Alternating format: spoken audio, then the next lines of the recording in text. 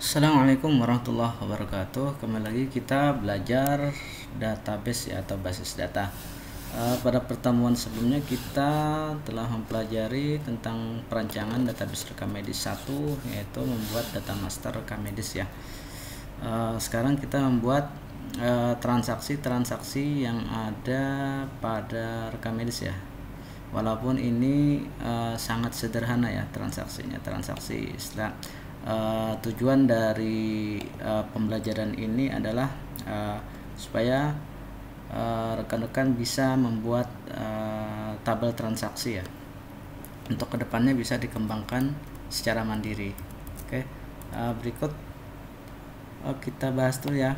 Pada pertemuan pertama, pertemuan sebelumnya kita sudah membuat data master, dokter, kemudian poli, perawat, obat, ruang, kamar ya.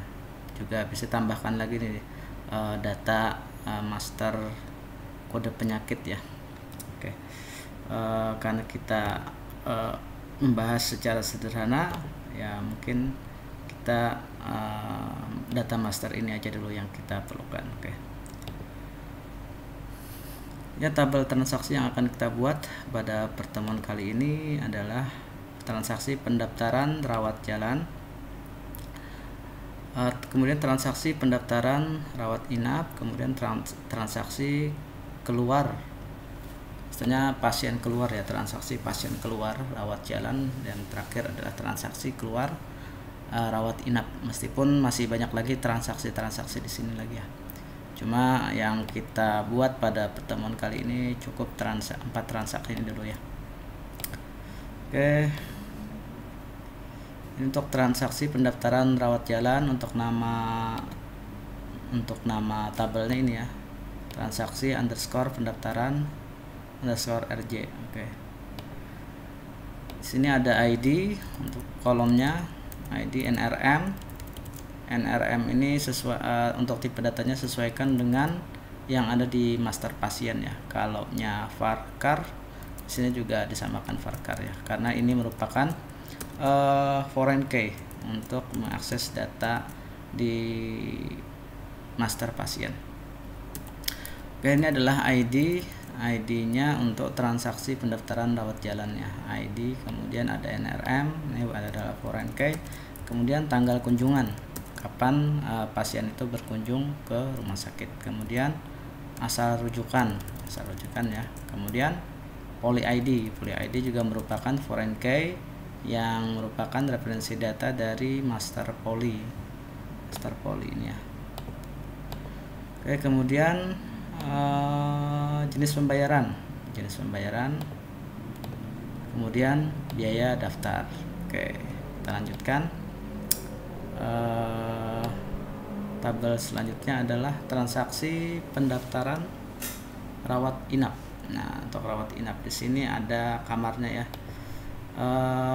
Hampir sama dengan pendaftaran rawat jalan tadi. Di sini ada ID dulu ya, ID-nya untuk transaksi pendaftaran rawat inap, kemudian NRM, tanggal masuk, cara masuknya apa, diagnosa awal apa, kemudian dirujuk misalnya ke kamar apa. Di sini kita tambahkan foreign key yang mereferensikan data pada master kamar, kemudian jenis pembayaran, nama PJ, nama penanggung jawabnya siapa, kemudian nomor telepon penanggung jawab ya.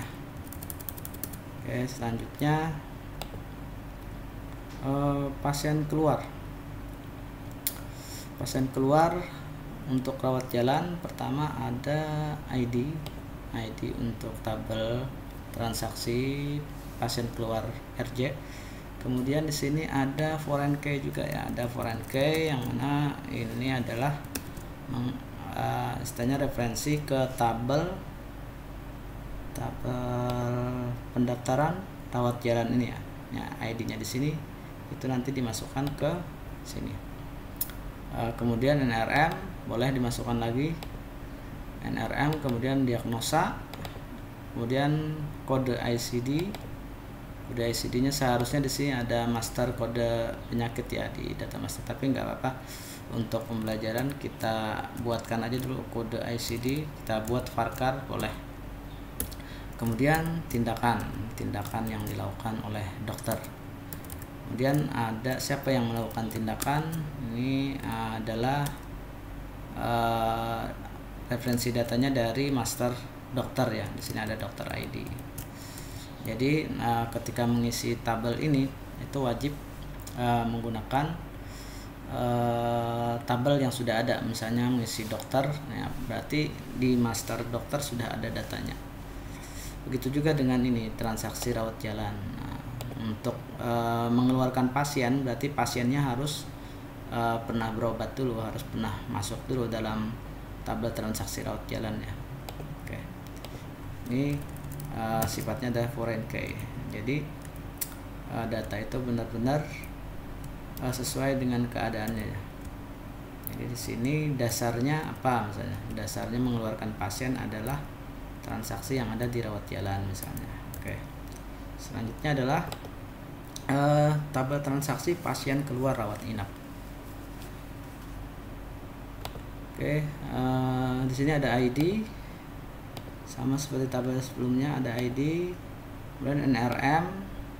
NRM ini disamakan dengan tipe data yang ada pada master pasien ya. Kemudian transaksi rawat inap ID. Nah, jadi untuk mengisi data di transaksi pasien keluar rawat inap, nah itu wajib mengambil referensi yang ada pada transaksi rawat inap ID. Rawat inap ID. Nah, di sini ya. Jadi wajib untuk mengeluarkan istilahnya proses pasien keluar wajib di sini diisi dulu, baru boleh keluar. Oke, ini tadi ya. Kemudian tanggal keluarnya dicatat, diagnosanya diisi, kemudian kode ICD-nya, kemudian dokter ID. Oke. Nah, jadi ini adalah tabel transaksi yang sangat sederhana ya, yang sangat sederhana. Tujuannya untuk pembelajaran bagaimana cara pembuatan foreign key. Jadi antar foreign key di sini ini ya, master pasien ini wajib diisi dulu. Karena apa? Karena tanpa master pasien diisi, data transaksi tidak akan bisa diisi karena semuanya menggunakan referensi NRM. Jadi tabel pasien harus diisi dulu.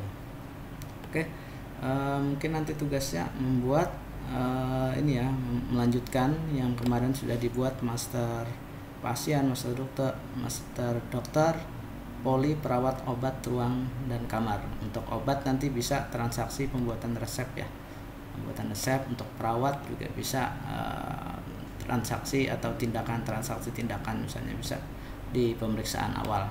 Oke, untuk sekarang cukup membuat tabel-tabel ini dulu. Tabel transaksi ini harus disertakan deklarasi constraint foreign key ya. Di sini ketika membuat ini ditambahkan foreign key-nya. Jadi ketika mau ngisi ini tanpa ada NRM, dia akan error karena pasiennya belum terdaftar. Oke, sampai di sini dulu, semoga bisa dipahami. Oke, tugasnya adalah membuat 4 tabel ya, tabel transaksi ini. 4 transaksi ini. Oke, kemudian di capture, diisi datanya misalnya per transaksi misalnya 10, berarti nanti ada 40 data ya, ditambah dengan data master yang pada pertemuan lalu. Oke, sampai di sini dulu, semoga mudah bisa dipahami. Assalamualaikum warahmatullahi wabarakatuh.